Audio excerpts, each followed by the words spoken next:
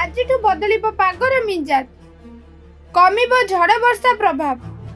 କିନ୍ତୁ କିଛି କିଛି ସ୍ଥାନରେ ବିଜୁଳି ଘଡ଼ଘଡ଼ି ସହ ବର୍ଷା ପବନ ଜାରି ରହିବ। ଏନେଇ ପୂର୍ବାନୁମାନ କରିଛି ପାଣିପାଗ ବିଭାଗ। ଆଜିଠୁ ବଦଳିବ ପାଗର ମିଜାଜ, କମିବ ଝଡ଼ ବର୍ଷା ପ୍ରଭାବ। କିନ୍ତୁ କିଛି କିଛି ସ୍ଥାନରେ ବିଜୁଳି ଘଡ଼ଘଡ଼ି ସହ ବର୍ଷା ପବନ ଜାରି ରହିବ। ଏନେଇ ପୂର୍ବାନୁମାନ କରିଛି ପାଣିପାଗ ବିଭାଗ। ବଜ୍ରପାତ ସହ ଝଡ଼ ବର୍ଷା ନେଇ ଆଜି ପାଇଁ 2 ଜିଲ୍ଲା ମୟୂରଭଞ୍ଜ ଓ ବାଲେଶ୍ୱରକୁ ୟେଲୋ ୱାର୍ଣ୍ଣିଂ ଜାରି ହୋଇଛି।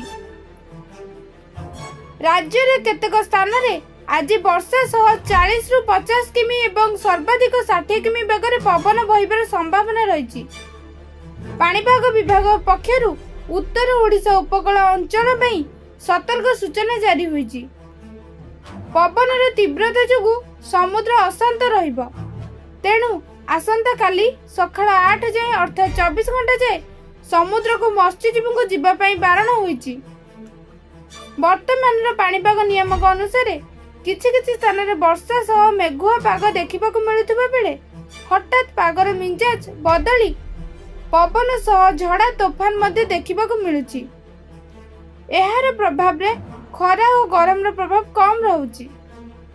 ଆଗାମୀ 2 ଦିନ ଯାଏଁ 2ରୁ 3 ଡିଗ୍ରୀ ତାପମାତ୍ରା ହ୍ରାସ ପାଇବାର ଆକଳନ କରିଛି ପାଣିପାଗ ବିଭାଗ।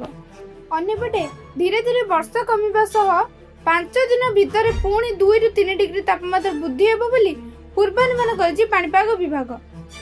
ଗତ 24 ଘଣ୍ଟାରେ ସର୍ବାଧିକ ତାପମାତ୍ରା ଚାନ୍ଦବାଲିରେ 36.6 ଡିଗ୍ରୀ ରେକର୍ଡ ହୋଇଛି। Bureau report, ATV Odisha live.